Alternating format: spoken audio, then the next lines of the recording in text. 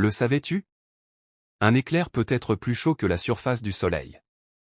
En effet, lorsqu'un éclair se forme, l'air autour est chauffé extrêmement vite par une décharge électrique. La température du canal de foudre peut atteindre environ 20 000 à 30 000 degrés Celsius. La surface visible du Soleil, appelée la photosphère, est d'environ 5500 degrés Celsius.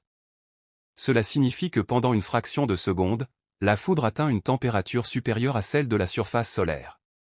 Cependant, si on comprend le noyau du Soleil là, il n'y a pas de comparaison possible, car le noyau du Soleil, lui, a une température de 15 millions de degrés Celsius, soit 500 à 750 fois la température du Soleil. Pourquoi le ciel est bleu? La lumière du Soleil paraît blanche, mais elle contient en réalité toutes les couleurs visibles.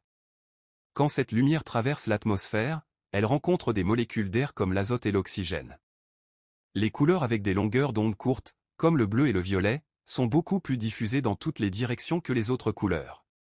Ce phénomène s'appelle la diffusion de Rayleigh. Alors pourquoi le ciel paraît bleu plutôt que violet? Parce que le Soleil émet davantage de lumière bleue que violette, et surtout parce que les yeux humains sont plus sensibles au bleu. Donc le ciel est bleu parce que l'atmosphère diffuse plus fortement les courtes longueurs d'onde de la lumière solaire. Le savais-tu? Le sommeil n'est pas un état unique. Chaque nuit, ton cerveau enchaîne plusieurs cycles composés de 4 phases principales. D'abord, il y a l'endormissement. C'est la phase où tu passes de l'éveil au sommeil léger. Ton corps commence à se relâcher, mais tu peux encore être facilement réveillé. Ensuite vient le sommeil léger.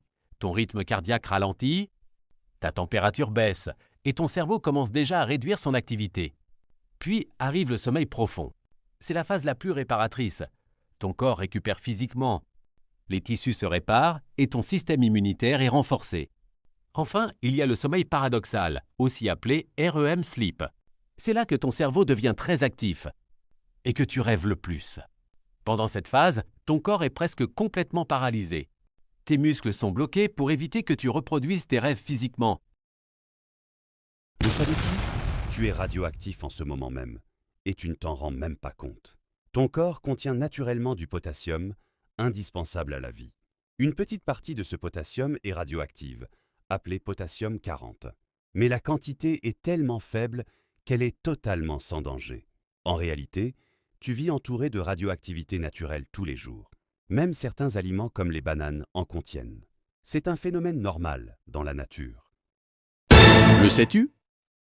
Tu es déjà entré dans une pièce et tu as oublié pourquoi tu étais venu? Ce phénomène est beaucoup plus courant que tu ne le penses. Quand tu changes d'environnement, ton cerveau peut considérer que tu passes à une nouvelle situation. Il réorganise alors temporairement tes informations, ce qui peut provoquer un petit trou de mémoire. Ton cerveau n'est pas cassé. Il essaie simplement de gérer trop d'informations en même temps.